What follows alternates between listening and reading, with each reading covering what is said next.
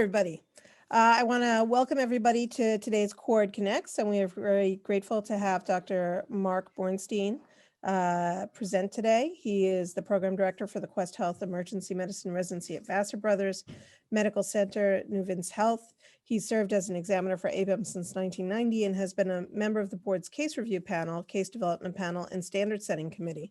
Dr. Bornstein has been a member of SAME and CORD since the inception of both organizations and has served on the CORD board of directors. He has extensive experience with education and education leadership, and he is dedicated to clinical excellence. This talk will outline a successful strategy for early to mid-career academic development and advancement, as well as discuss approaches for the accurate assessments of one's academic career progress, common pitfalls to academic career advancement, and effective approaches to enhance academic career advancement will be explored. Thank you, Dr. Bornstein, for coming to speak to us, and I pass it over to you. Thank you so much. It's really great to be here in this virtual space. I think this is a first for me, as we have had a year of so many firsts and unprecedented experiences. Thank you so much. As mentioned, this talk is primarily geared towards the early to mid portion of academic career. So I hope some of it is not redundant for those who possibly achieve mid-year or further in your academic career. And also with time constraints, there are areas I'm going to mention in the talk that I cannot go into in detail because some of the topics are in and of themselves a lecture. So with that, we're going to begin. I guess I could say I have no disclosures, no financial disclosures with regard to this talk. And the only other disclosure is to again reiterate how nice it is to have the opportunity to speak with you. Okay, so I like to break things down into three phases. The first, getting started, the first 1 to 2, 3 years, possibly into year 4, and then gaining momentum in years 4 through 10, and in the zone around years 10 to 25. I would say after that, I would not call it coast. If anything, I think I'm working more now than I ever had in year 25 plus. The first pitfall in going through the process of developing one's career is not realizing that progress is actually occurring. I like to use the example of the overnight success of the chick. Now, it seems that it takes about 21 days or so for an incubating chicken egg to hatch, and the hatching itself takes several hours.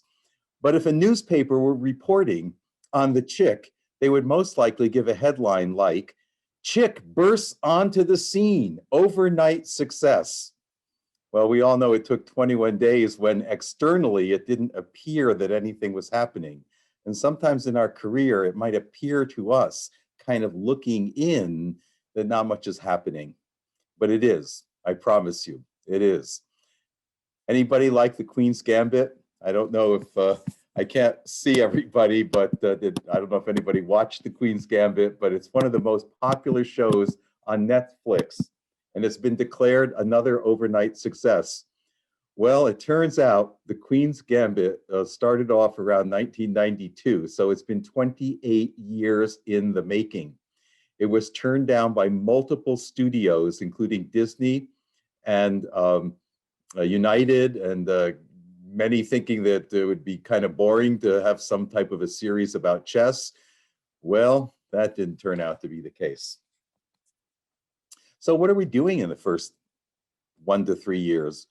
Well, big on the mind in the first year to year and a half is getting board certified, honing clinical excellence, how to achieve teaching excellence, acquiring institutional knowledge, finding a mentor, identifying your career path. What direction should I go in?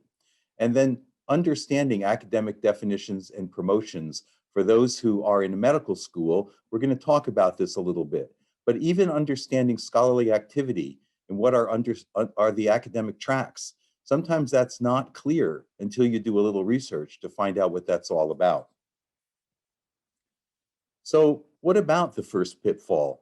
Not recognizing the importance of clinical work in pursuing an academic path.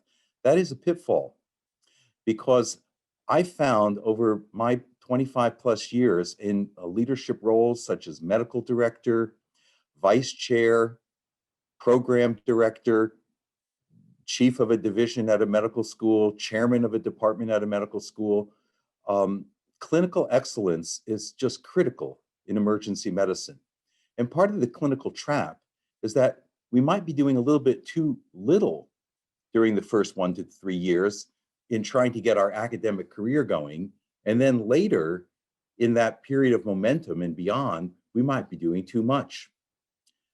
And what does it take to create mastery, clinical excellence mastery?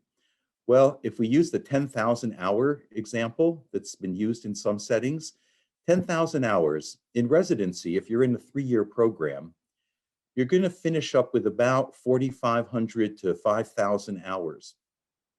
And if you're working clinically at about 15 to 1,700 hours a year full time, that's another 3 years or thereabouts to get to 10,000 hours. So shortchanging yourself in the first 1 to 2 years or 3 years of clinical work can sometimes make it difficult to achieve true mastery of your craft. On the other hand, once you get going, and we're going to illustrate this a bit, too much clinical work can really get in the way of your academic career. Osler said, a physician needs ability, availability, and affability. And so it is that we need clinical knowledge, skill, and judgment, quality of professionalism and work ethic. It's a little bit different in our field of work in the emergency department when we speak of affability, availability, but professionalism and work ethic matters a lot. Patient, staff, colleague experience matters. Affability, the ability to get along with people. Honing clinical excellence involves learning a whole lot about the electronic medical record, and much more about coding and billing and documentation than for many of us we learned in residency. And that first year or two is important to get that clear. It isn't about productivity, but you should know about productivity. Productivity matters, but it's not a raison d'etre. RVUs, what are they? Critical care time, how do you bill for them? You need to know something about that. What is your department working on? Are you part of delivering on quality and performance measures? Merit-based incentive payment systems. I hadn't heard about that until it came along. I had to find out. Time-critical diagnoses, strokes, STEMI, trauma, sepsis, all of these things we need to know about. How do we contribute to reducing infection rates? Time metrics. Going into academics can't be to the exclusion of understanding operational excellence. I had a physician in one setting where I was serving as a program director and also a department director. And this person was brilliant in putting together policy and writing aspects of PIF and understanding some of these academic areas. But 40% of the job was clinical. And the feedback coming back consistently from many, many people was the person's attitude was condescending, arrogant, leaving people feeling invalidated.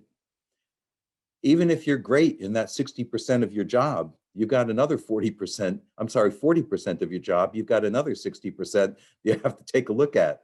I had another physician, couldn't care less about charting, had so many charts in his inbox. It was like literally hundreds. Didn't have time for it. Didn't feel it was important. Didn't feel like it was in the way of his academic work. I said, how do you think we get paid? Where does the money come from to support non-clinical time? You can't pursue your teaching without a realization that it's often on the foundation not only of clinical excellence, but of our clinicians who work with us and are part of our team. Another pitfall is underestimating the time required to complete teaching and academic expectations. So let's look into that a little bit. Welcome to the section called Academic Math, where 2 plus 2 equals 5. Yes, hours scheduled versus hours actually worked. So let's take that 28 hours that we sometimes hear about for core faculty in emergency medicine. Presumably there's 28 clinical and 12 non-clinical. Now, if you have about 4 weeks of vacation, maybe you've got a week of CME and another week or two of different sort of holiday comp time or personal or sick time, I'm going to use a 45-week year work week. But some places might be 46 or even 7. So let's take 45 times 28. We come up with 1260. Well, that's certainly below the 1344, which is the max that is sometimes used, or for those who like to use monthly calculations, 105 hours per month. Now, shifts could be 8, 10, 12 hours. I'm taking a 10-hour shift, and let's look at 126 10-hour shifts, okay? There's your 28 weekly hours. Now, actual hours worked. I don't know about you, but I spend at least an hour post-shift with completion of cases, sign out, charting. In fact, sometimes I spend 2 hours of charting on a 12-hour shift. That's been happening for 20 plus years. Monthly staff meeting. We should go to that, right? Maybe you're on one committee. Many of us are on 2, 3, or 4. And how about presence at conference? Suppose you've got some travel time. I'm taking 30 minutes, but you know what? I've got an hour. But if you have 30 minutes home to ED, that's one way. That's 126 shifts. Right there, that's 126 hours. Post shift time, another 126 hours. You got a staff meeting, a committee meeting, I'll give you 80% attendance. It's about 24 hours. You got conference 5 hours a week, I'm assuming you don't have asynchronous for an hour. And maybe you're there 40%. Some of us are there 50, 60, 70% or more even. But 2 hours times 46, there's another 92 hours. Let's add all that up. Guess what? Your 28 hours per week is now 35. 35 hours a week. And here's another aspect of academic math that I've discovered over the years. 2 plus 2 equals 5. It seems to take about 1.5 to 2 hours for every hour of non-clinical time that I've been given. So my 12 hours seem to turn into 18 to 24. And what does that add up to? 35 plus now 18 to 24 is in the range of 53 to 59. Does that sound familiar with anybody's work week? You see why too much clinical time gets in the way later in your period of momentum? Because it isn't 28 hours a week, it's 35. Here's another pitfall, thinking that on residency graduation, you know how to teach, except that knowing what to teach is not knowing how to teach it effectively. So a pitfall is not taking formal classes or receiving mentoring, or if you're not taking formal classes, at least reading and learning a great deal about it on your own. Teaching is a real art in and of itself. Some might say there's a science to it as well. And in emergency medicine, we've got to think about core competencies, milestones. But beyond that, beyond assessing those areas, how do we bring out the best in others? What does it take to inspire others, particularly adult learners, to really be their best and deliver their best and have a sense of validation about who they are and what they're working on? To continually return people to a sense of purpose. That's an aspect of leadership that makes a difference in a teacher. And when you think about memorable teachers and mentors and coaches that you've been with, this often comes up, this sense of being able to be your best and deliver your best in a consistent, ongoing way. Also, setting standards. Besides acknowledging and encouraging people, you know, it can be uncomfortable, not to so much set standards, but to hold people accountable. That is a very challenging aspect of teaching, holding people accountable. It's actually a disservice when you see what can make the difference for someone, and you don't tell them for concern or fear that it might be uncomfortable, make them uncomfortable.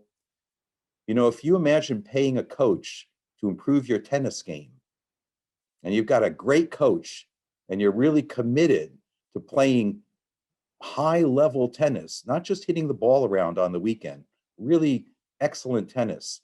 And your coach saw what could make a difference in your serve, or what it would take to get that top spin forehand volley over the net, and didn't tell you,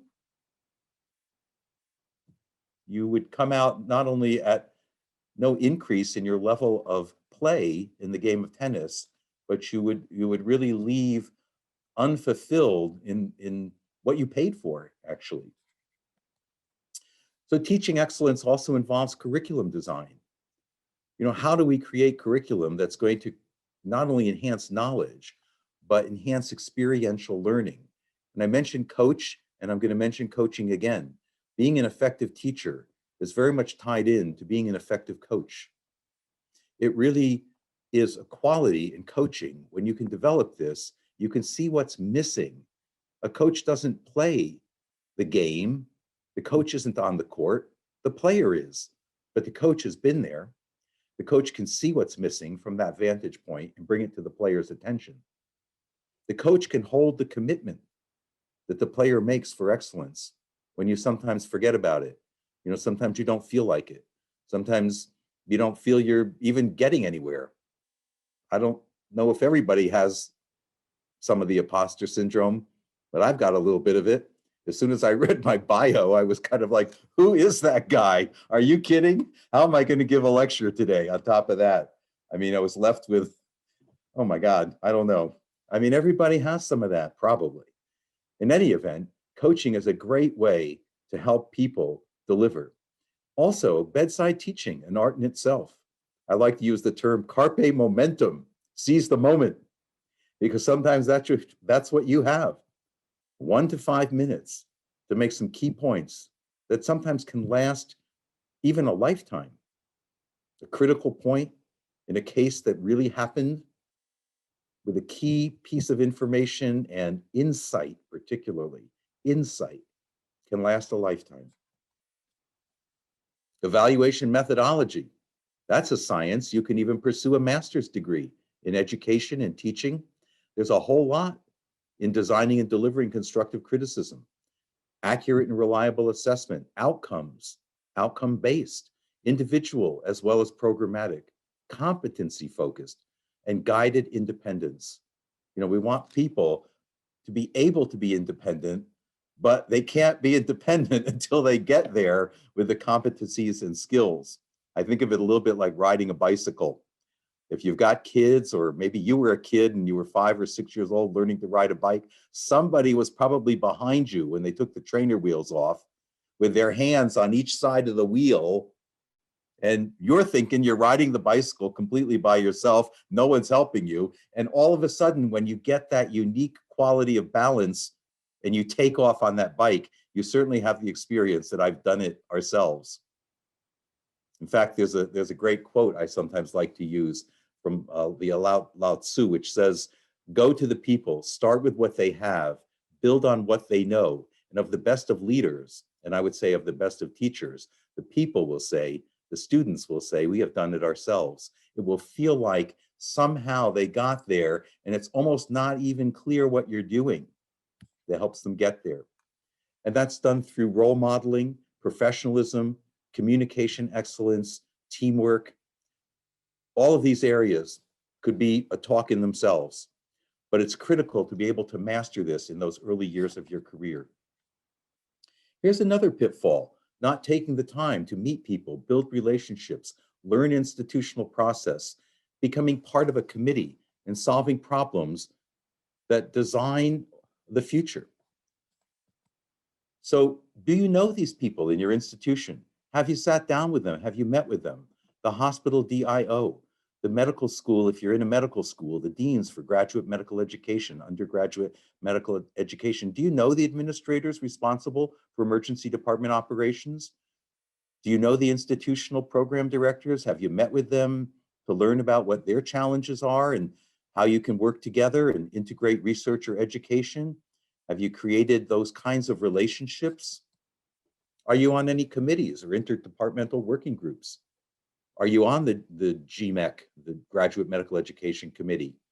Have you been part of any program internal reviews? Have you volunteered or asked? If you're interested in research, have you been on the IRB? All of these things are very, very important in ways to acquire institutional knowledge and build relationship.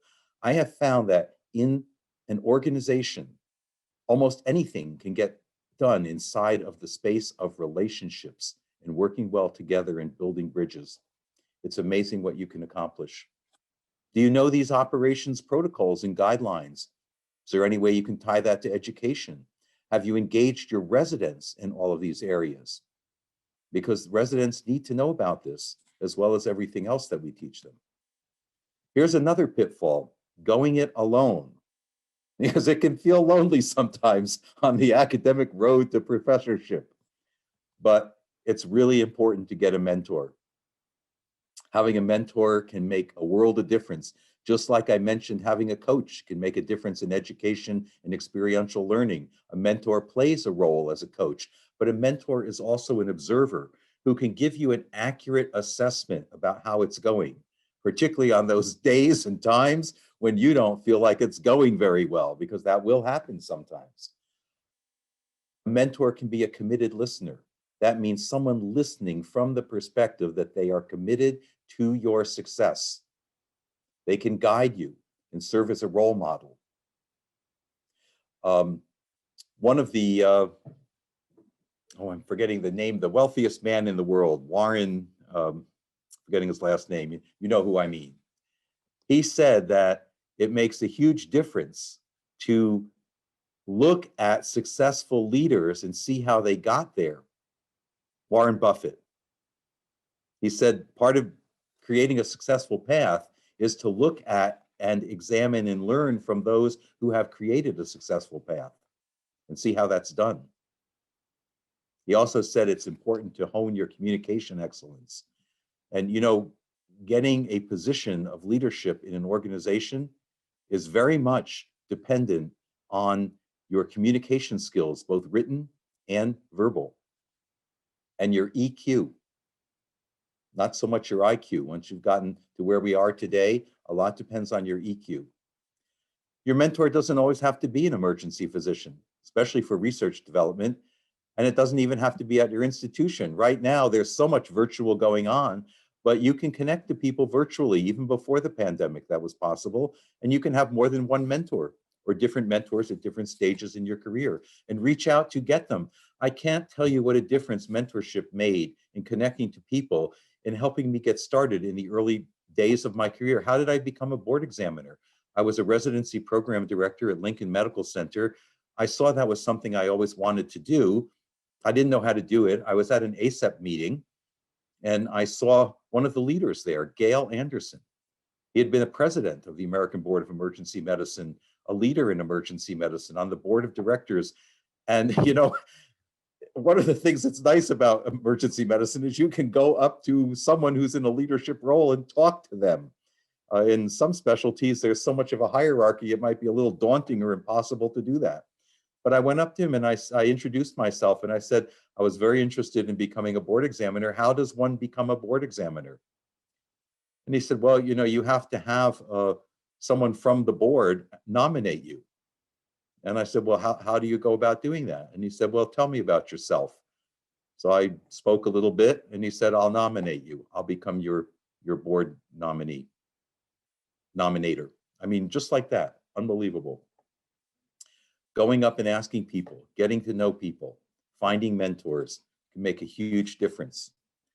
Now, this pitfall I touched on earlier, not knowing how scholarly activity is defined in your department or institution, not having short and long-term career goals, and knowing the difference between the goals and the road to achieve them. Sometimes when you have a big goal, it's easier to picture yourself at the end of the road with that goal in hand and look back and create a path to getting there, as opposed to seeing a goal that looks almost impossible and then not seeing any road up the mountain. These are some broad categories of scholarly activity. that can all be valuable. The ACGME has defined them. Discovery, which is basically creative scientific inquiry.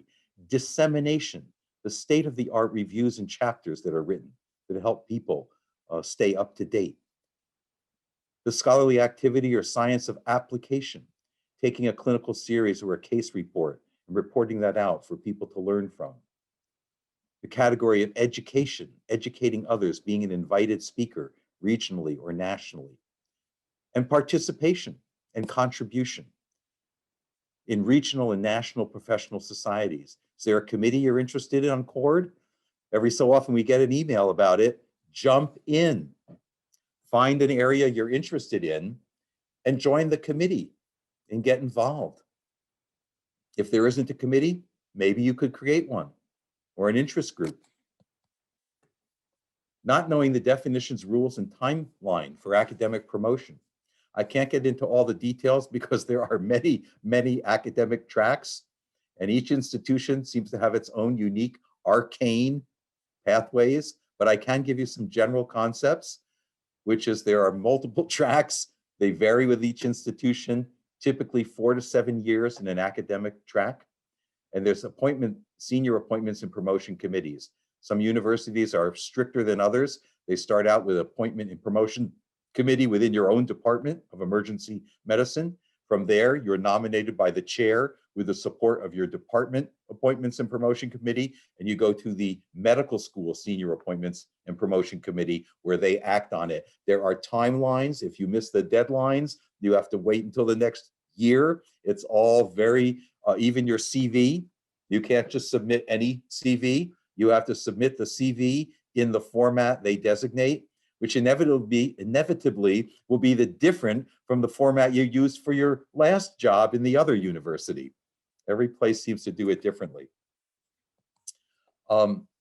There's unmodified or tenure track, which is associate professor of emergency medicine or surgery.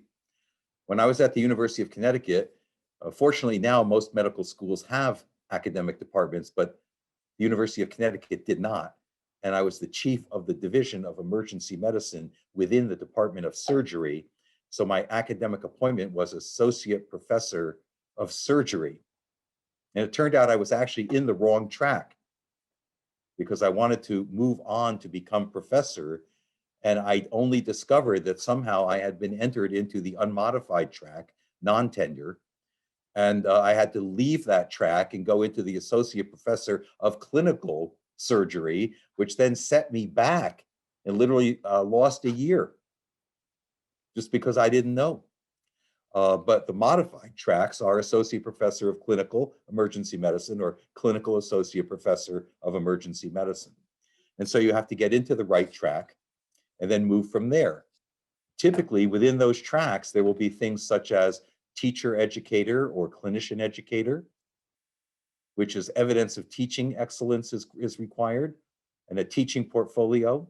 If your work is primarily in teaching and education and not research, you need to establish, if you don't have a teaching portfolio yet, you need to start one. If you're in your first 3-4 years and you don't have a detailed teaching portfolio, time to get one. If you don't know how to put it together, talk to people, find out how it's done in your institution, and start putting things in it. Curriculum innovation is a great way to show contribution. That's different than teaching a lecture. It's designing a module. Very important. If you're going into a clinician investigator with an emphasis on research, you may need grant support at some point. Well, you have to find out about where do these grants come from? What kind are there? Turns out there's quite a few. You can go on the internet and read about this, but you can also get a research mentor. National Science Foundation, the CDC, the National Institute of Health, all of these are promote sometimes large multi-series R level grants, or K, which are more beginning grants. I don't even know that much about all the grant area because my track has always been in a teacher, educator, clinician educator track. So I don't know that much about what it really takes in a purely research area, but I know people who do, and I know how to connect people to those people. Identifying your career path is important in the early years because there are different directions and they are certainly not the same. Administration focuses a lot around maintaining compliance, operational excellence, and fiscal accountability. For some people, that is not interesting. Knowing what's under the hood of a car and how to maintain that could be very interesting to a car mechanic, but it's not necessarily interesting to somebody who wants to travel and drive. And their joy is getting on the road and getting to new places and in car adventures. Although I must say, if your car breaks down, sometimes it's helpful to know what's under the hood. Although these days that's so complicated, most people can't manage their own car anyway. But that's administration, keeping things going, keeping things excellent, fiscal accountability. Teaching is educating and training the next generation, being accountable that the residents we graduate are going to take care of ourselves and our family. And by the way, it could happen. I was a residency program director at Lincoln. I was in a car accident. Yes, I was picked up by EMS. They wanted to take me to Jacoby. I had a thought, nobody knows me at Jacoby. And if I wind up there on a gurney, I could be there for hours. I said, is there any other hospital nearby? And they said, how about Our Lady of Mercy, which was the name at the time. It's now part of Montefiore. I said, okay, take me there. I know I have people there. So the doctor on duty was one of my graduates, and the senior resident was one of my residents, Dr. Ted Gaeta. You might know him. He took care of me, did a good job. Yes, I can say he took care of everything in the trauma protocol. Great job, Ted. Thank you. So, training the next generation is an important deal on which literally our lives could depend.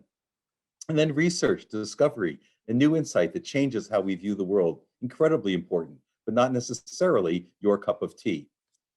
Use protected time wisely. It could literally be taken away if you don't use it wisely. And if there are any chairs out there in this audience, maybe you've had the experience that I've had of being told I have to cut the protected time budget by 10%, and it's up to me to figure out where that's coming from. Very uncomfortable situation. So what is it worth? Well, I'm just using these numbers for illustration purposes. Could be other numbers, but basically if I take a $240,000 salary with 25% fringe benefits, that's $300,000. Maybe you're not on a salary system and you're on some type of hourly system with a stipend for non-clinical time.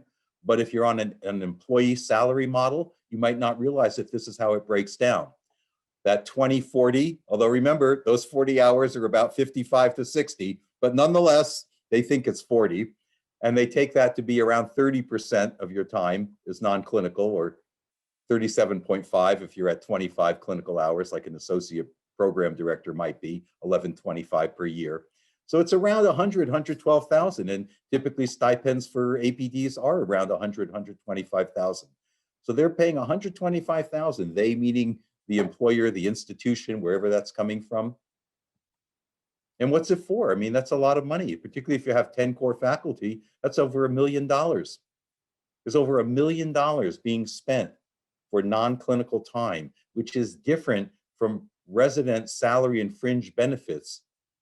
So you've got all of that money, maybe if you've got 30 residents, that's $2.5 million plus another million. It's $4 million the program is costing the institution. What are they getting for $4 million? They're always thinking about that. So it's for all of these things: formal didactic teaching, scholarly activity, management of the program, forwarding your career. And what is expected for this? Whatever it takes to get the job done well. These jobs are viewed as executive positions when you're in an academic or administrative pathway. So they're not interested in you counting hours and saying, well, it took me 4 hours to prepare this lecture. They're interested in whatever it takes to get the job done well. And that's why you have to negotiate upfront for the money that you're satisfied with, so that the job you're really doing, which is that 55 to 60 hours a week, is handled. I've negotiated for my salary, my compensation. It's handled. It's off the table for me. I don't worry about it anymore. It's paid, that's it. And I do whatever it takes to get the job done well. Develop a niche, focus. What is it that you're passionate about? You may have a talent or specialized skills already. I had somebody apply to my residency program at Lincoln who had completed, it's hard to imagine, he completed an ear, nose, and throat residency. And he said, I'm a closet emergency physician. I want to be an emergency physician. I was a medic. I always wanted to be one. I wound up in ear, nose, and throat. It's not for me. I said, well, Bill, I said, if you want to come in here and do this, I actually made calls to make sure. I made a lot of calls. And then I said, Bill, if you want to be in this program, you have to promise me you're going to make ear, nose, and throat emergencies a specialty. I want to see you lecturing nationally. I want to see you writing book chapters, because this was a long time ago. This was over 20 years ago, at a time when things were still developing quite a bit. I said, I want to make sure that that's a niche for you. And he did. And he did that. And that's one of the ways you develop regional and national recognition. Build research and scholarly activity around common themes. Don't take a potpourri of small unrelated projects and put your time into that. Take something you're doing. Find that. Maybe do a project on that, okay? Then write about that, do a poster, a presentation, get a lecture on that, and all of a sudden you have all these areas and you're becoming known for it. You've written a book chapter on it, you've spoken nationally on it, you've had a poster presentation, it becomes a niche, and it starts to move you from local to regional or regional to national, which is how you move along on the academic pathway from instructor to assistant, which is more local, to regional, associate, to national, which is professor. You have to create goals and measurable outcomes. You can't just say, I think I'm going to get, how many papers are you going to publish? How many book chapters are you going to write? What committees are you going to be on? You can't just think about it or do it kind of haphazardly. Create a game plan. And in some cases, relate the outcomes to the department and the organizational mission. Make sure you're not rowing the boat off in left field somewhere. Now, sometimes that may be genius, but sometimes you could be off in left field. Again, that's where a mentor comes in. Take what you enjoy, connect it to work. Again, something maybe you're already working on. If you're in an area of clinical operations as part of your protected time, how can you turn that into a research? How can you turn that into forwarding knowledge? And again, short-term, long-term goals.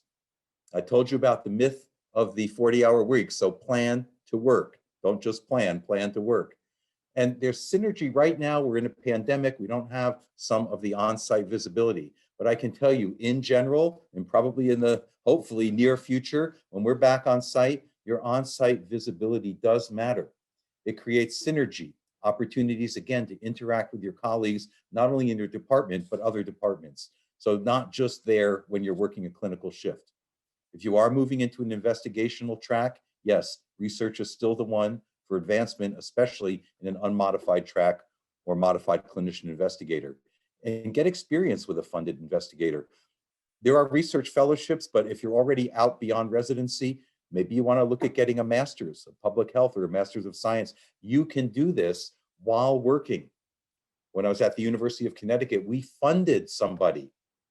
As part of our faculty development plan, we paid his tuition to get a master's of science at the University in Michigan.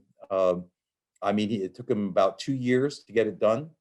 Went out every 6 weeks for, I think, 4 or 5 days. I don't remember exactly how long. And he was able to get that funded. So think about negotiating. At the University of Missouri, I did the same thing.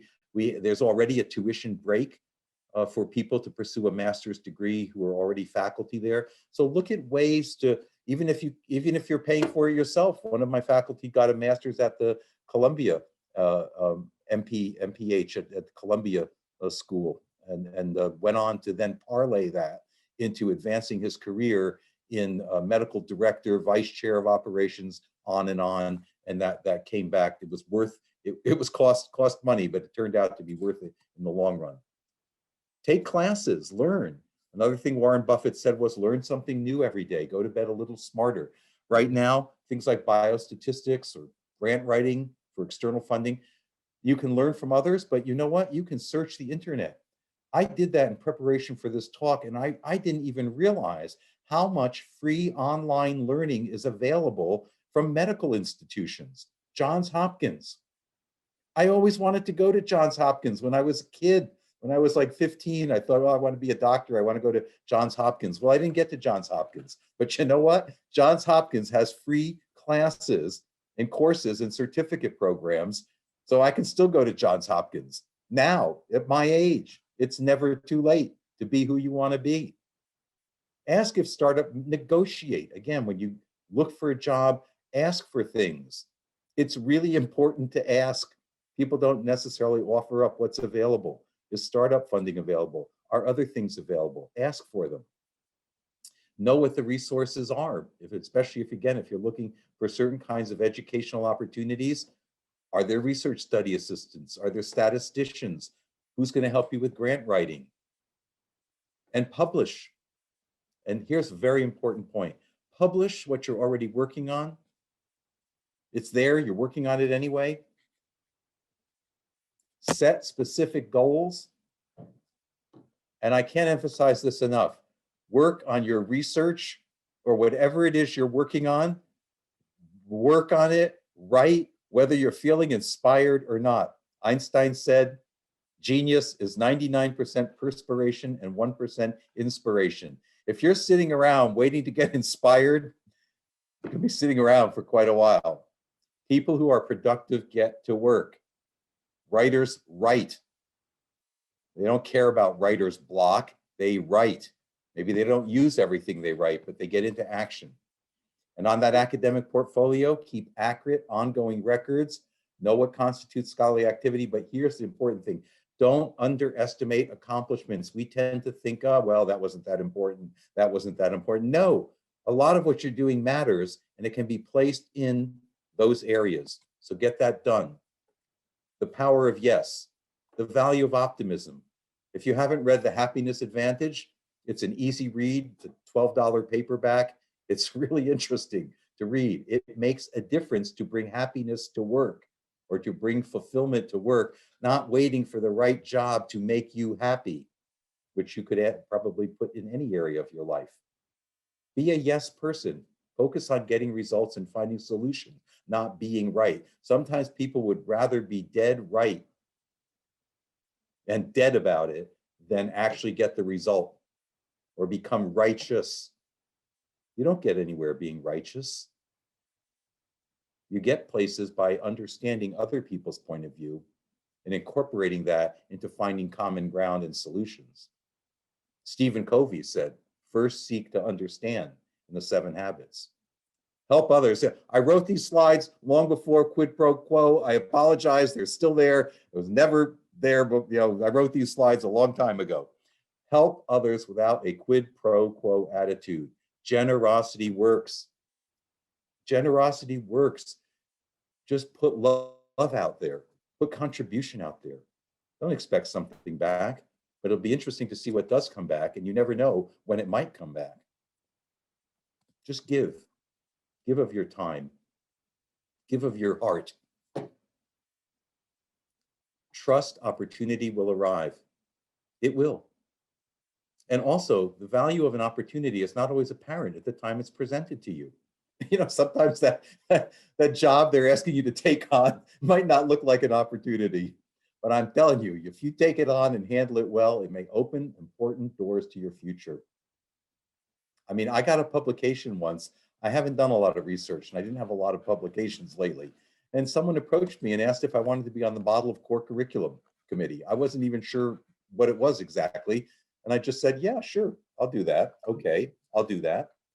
And guess what? I didn't even realize it leads to a publication, a real publication with a PubMed citation. I didn't even know that was going to happen. It was great. Got a publication. Contribute. Generosity works. The importance of volunteer spirit at work. Look, I look at some of my work and I say, I don't count every hour. I look and I say to myself, I would have volunteered anyway. I mean, for some people, volunteer work is, maybe your kids coaching at your kids' soccer team, the Girl Scouts, maybe a medical charitable organization, whatever it is, or something that's important to you, do a soup kitchen. Nobody expects to be paid for that. So if my hospital has a community health fair, I go to that. I want to represent my department.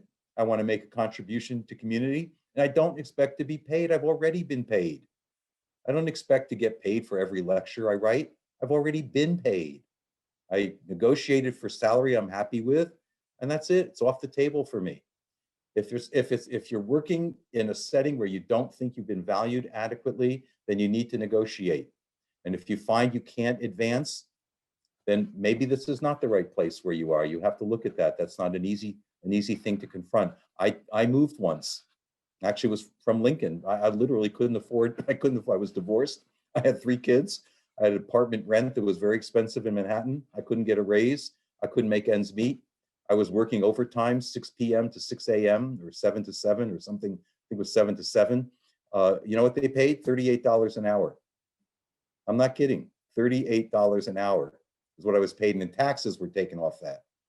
So I took back probably $20 an hour. That was part of why I left. I literally couldn't make ends meet. The results of a project may segue you into opportunities for publication, like I just mentioned. Invited speaking, teaching, you never know. I was working on creating patient entry kiosk at the Newark Beth Israel. Oh my God, it turned into, I was invited to Harvard School of Architecture to give a talk. I was like, Harvard architecture, what do they want me there for? I asked, they said, well, we're doing some planning on how to incorporate kiosks. And we wanted to talk to someone who's done that. I actually called my mom. I said, Mom, you're not going to believe this. I made it to Harvard. I'm giving a talk there. I mean, you never know what's going to open up for you. Take a risk sometimes. Life is not a spectator sport. Remember, there are people who watch life happen. There are people who make life happen. And there are people who sit and wonder, what happened? And, again, sometimes you may have to be willing to move. Your greatest career opportunity may not be in your department or even geographically where you envision living. Clearly, that's a major thing that one has to think about. I'm not telling people to get up and move, but I am saying sometimes your greatest opportunities are somewhere else. And that doesn't mean you have to live there permanently. I barely knew where Missouri was when I had the opportunity to go there and become a department chair, kind of a pinnacle of my academic career. I mean, I didn't want to turn that down. Make requests. Ask and proactively look for opportunities. Ask for, where can I write? What chapter could I possibly write? Where can I participate? Take on a job no one wants. Solve a problem or a complaint no one wants to own. You want to make a difference in an organization? Take on one of those 2 things in early to mid-career. And there is a place for saying no.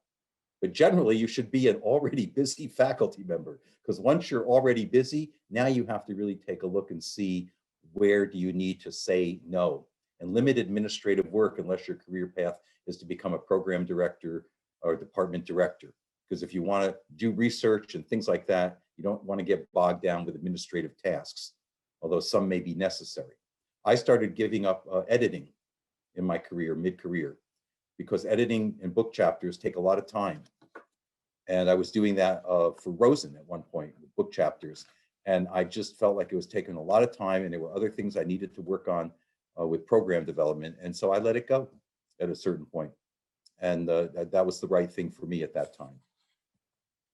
Another time to let go is whatever you're working on, it's been fulfilled. You've arrived. It's no longer fun. It's done. Let it go. Maybe you have new interests. Let it go. You've grown. Maybe the project is not big enough for you anymore.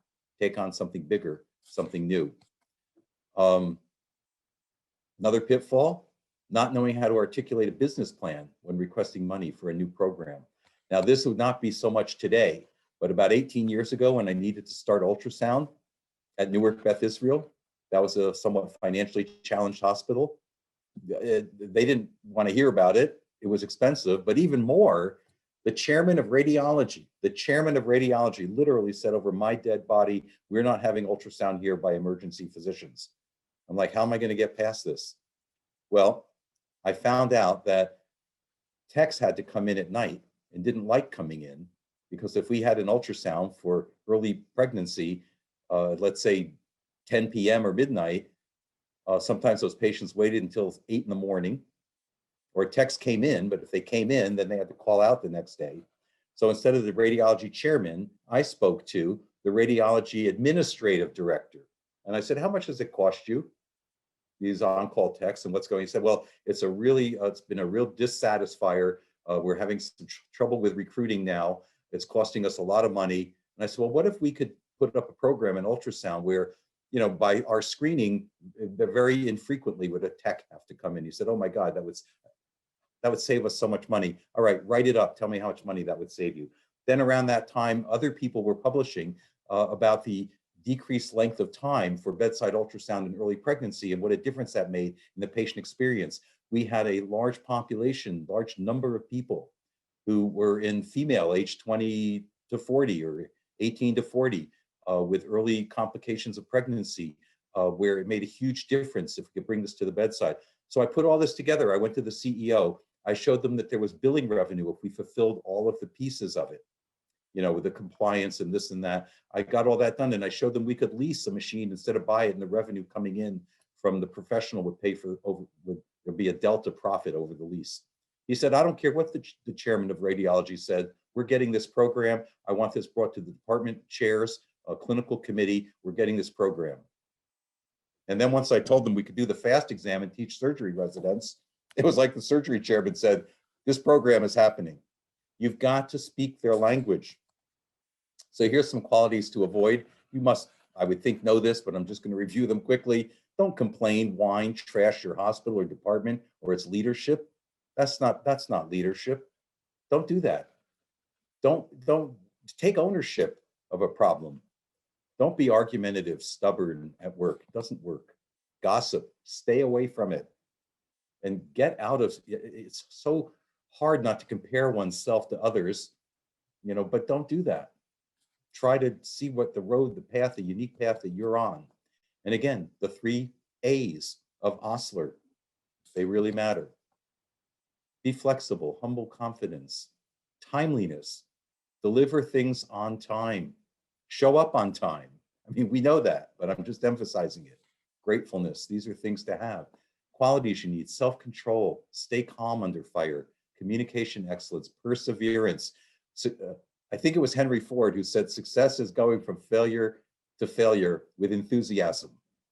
The ability to create empowering context, turn down the volume on negative thoughts. I have a whole lecture on creating mission statements and bold statements. Again, get specific goals and measurable outcomes. Know and support the departmental mission. Do you know what the mission is of your institution or your department? Have you read it recently? Find out about it. It probably has to do with some of this, and see where you can fit into that. And then here, very important, meet with your direct report at least twice a month.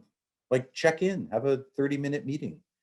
Talk with your direct report weekly, like just hello, say hello, see them, whoever those people are that you report to. And I recommend at least annually, but maybe twice a year, interview your direct report. Sometimes when people meet with their direct report, what's on their mind is something that I need. In other words, I got to meet with my direct report because I need money for a program, or we need this for the residency, or we need a new faculty member. And typically all of those things cost money. I'm not saying you shouldn't ask for them. In fact, in this lecture, I've said you should negotiate for things. But have you met with your direct report and ever said, what are the 3 most important areas you are working on? What can I provide to help you succeed in these areas? What can I do to help you win in your job? What are the most important areas for me to work on? You might discover you're doing a lot of work, but it's not in the areas that your department thinks is important. That'd be very useful information. What are the most important goals for me to achieve? And then last thing, in finishing up, satisfaction and longevity at work. I adopted this from a book called First Break All the Rules. These are questions that were discovered in interviewing over 50,000 people from all different kinds of work and professions as to what creates satisfaction for great employees that you would like to keep in your organization. And they used a 5-point scale, 1 to 5, where 5 is kind of most of the time or excellent. 3 is sometimes or not very often, and 1 is, kind of rarely. Do I know what is expected of me at work? Do I have the materials and equipment I need to do my work right? Ask yourself these questions right now as I'm reading through them. Can you give those a 4 or a 5? At work, do I have the opportunity to do what I do best every day? In the past 7 days, have I received recognition or praise for doing good work? Does my supervisor or someone at work seem to care about me as a person? Is there someone at work who encourages my development? At work, do my opinions seem to count? Does the mission and purpose of my hospital or healthcare organization make me feel my job is important? Are my coworkers committed to doing quality work? These things are really important. And it's been predicted that if you can't answer 4 or 5 for most of those questions, or you have 1 or 2 down, you're probably not going to be there in a year. So that's like a wake-up call for, and I use these questions when I was in positions like chair. I used these questions and asked the people I was that worked in the department to fill this out. They didn't know why I was doing it, but if I got 2s or 1s, then I needed to meet with that person and find out how I could improve things for them, or I was probably going to lose them within a year. You don't want to show up, have a great employee come in, and it's kind of like where someone walks in and says, "Honey, I'm getting a divorce," and you go like, "Really? I thought everything was great." And it's like you didn't even know something that traumatic or big was happening. Sometimes people just come in and say, "I'm leaving," and you're like, "Oh my God, how did that happen?" These questions seem to be predictors for that. So I think that's it. Oh, do I have a good friend at work? In the last 6 months, has someone at work talked to me about my progress? And this year, have I had the opportunity at work to learn and grow? Yeah, that's it. So, okay, I don't have a watch or a timer, so I don't even know where we are. I hope I haven't run over. Hey, Dr. Bornstein. This is Marianne again. I see Angela Mashia posted a question. With the cutbacks across the nation, especially in our field with, this year with the pay cuts, the hour cuts, residents not getting positions even, do you feel the academic side will be adversely impacted with the lack of funding from these institutions? My answer is yes, that could happen, but that is not limited to the pandemic. The pandemic is one more stressor that can impact academics, and that's why it's so important to use protected time wisely to be able to demonstrate how the program and academic time adds value to the institution. For example, I was at an organization, remember we had a big financial crash around 2008 or 9? I think that was when the real estate market crashed. Well, our institution took a triple hit. I was at Newark Beth Israel. There was the loss of revenue for non-reimbursed charity care. There was the loss of revenue from their portfolio for the St. Barnabas healthcare system going down. And it happened to coincide with the Medicare out-of-court settlement of something like $238 million. And so we were literally brought with the possibility that we were going to have to decrease the size of the residency because we were over the cap. Those were unfunded positions. And again, I was at a situation where an institution had a financial challenge, and I was told we have to cut the protected time budget by 10%. We had to get that from somewhere. So yes, this could occur, and we should be planning to see, like to actually look and identify how are we adding value to the institution? How does our work make a difference? And again, speak their language. Show that it makes a difference in operations, because again, operations pay the bills. Education costs money, clinical care generates money. And there's always that problem, in a sense, that dynamic tension. So I've even seen, we've had cutbacks in staffing. You probably have had as well for these things, clinical staffing.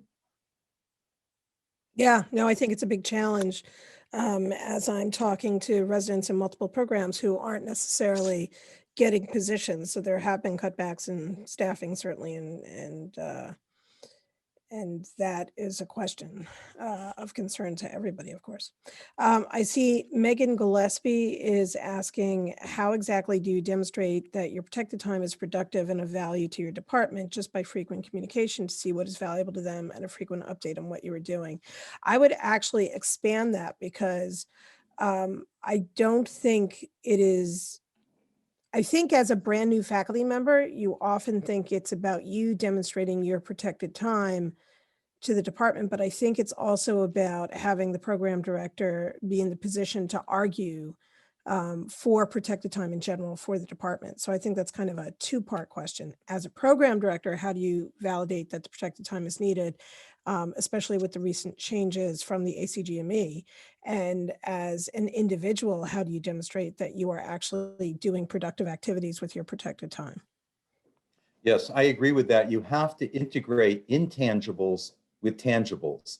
So a residency program acts as a glue. I think of it as the center of an atom, where you have the nucleus that is really creating this pull to keep electrons there. And when you have a residency program, generally speaking, you're going to attract in, terrific clinicians. Many of them want to be in a residency program. It creates a glue. You can create future staffing for the region that you're in and the institution and avoid recruitment costs. So you have to take an intangible and then create tangible. Like, it costs a lot of money to recruit somebody.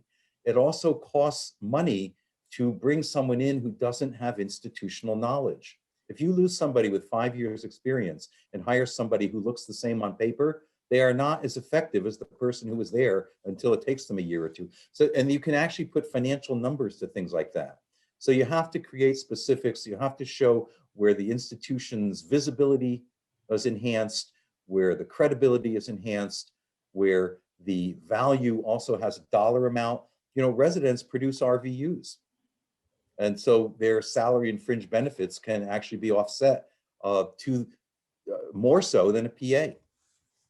They work more clinical hours at a lower salary with a higher RVU production because they're given patients of higher critical care aspects. They actually generate money even in a setting where they are not a reimbursed line.